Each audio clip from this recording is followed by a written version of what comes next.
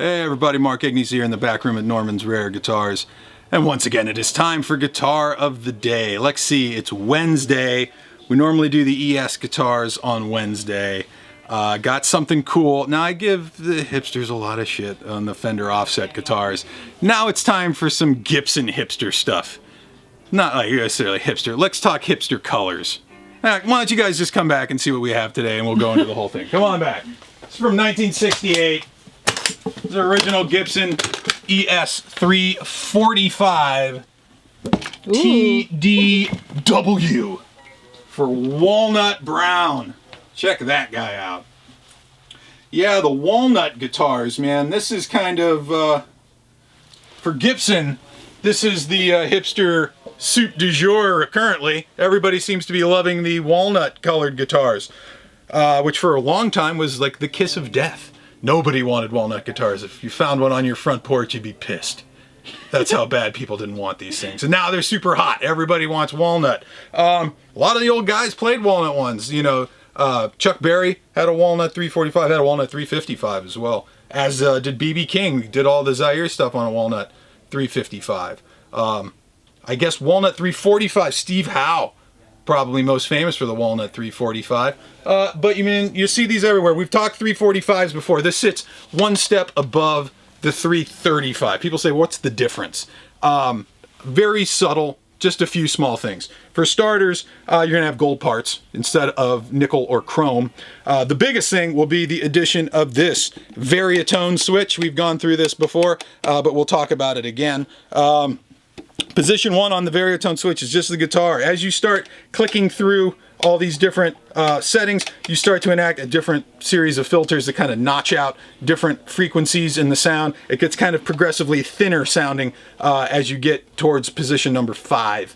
But you still have the 3-way toggle to switch between all of the pickups. You also have a slightly different inlay. You have the split parallelogram inlays on the 345s as opposed to either the dots or the blocks on the 335. And then you have kind of that SG crown up on the headstock as well.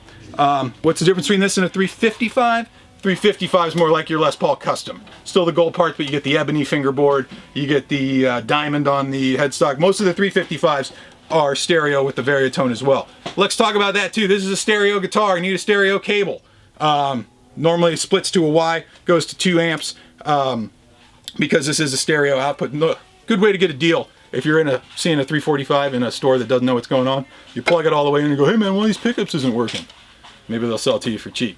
Can't put that shit in here, dude. We know how this works. You can also get like a TRS tip ring sleeve adapter to go in and just use a regular mono cord, or you could use a TRS to mono cable if you want, or what a lot of the pro guys do is you go take it to a repair shop and have them mono it for you, so you can just use a regular cable. But it is a stereo guitar. That's how it's shipped. That's how we've kept it. Got a non-original hardshell case, but other than that, got some cool lacquer checking on there. Back of the neck is nice and checked. Oh, also, this is a 68. This has got the 1 9/16 nut width, a little bit slimmer than the early ones. Why don't we go plug this thing in, see what it can do.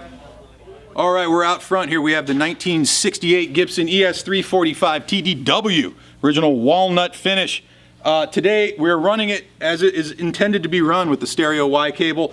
We're going into a 410 Hot Rod DeVille as well as a 112 Hot Rod Deluxe. All EQs at noon on both of those, and just a little bit of reverb on both. Let's start up on the neck pickup on its own. Let's see what that thing can sound like here.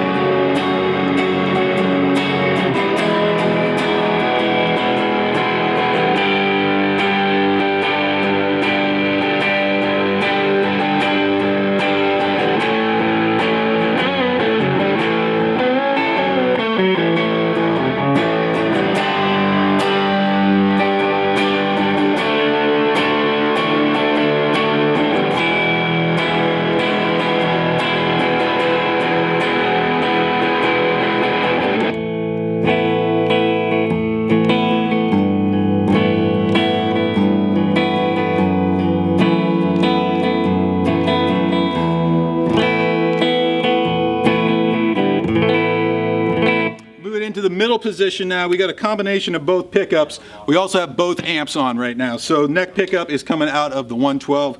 Bridge pickup is coming out of the 410. See what that thing sounds like here.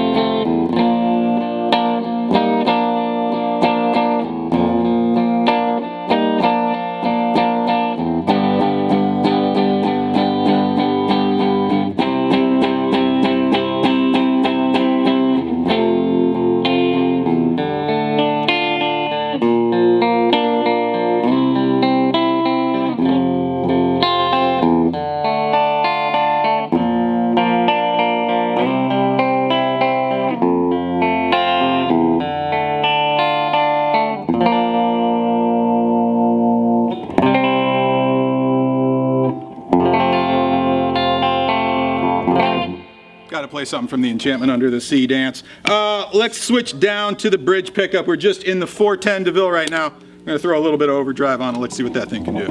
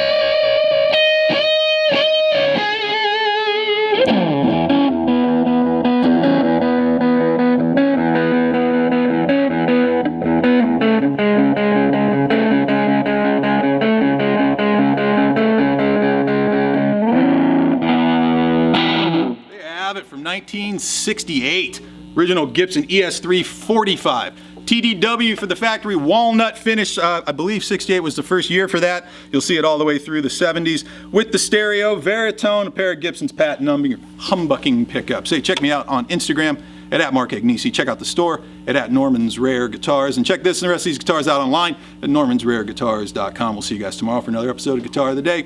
Peace.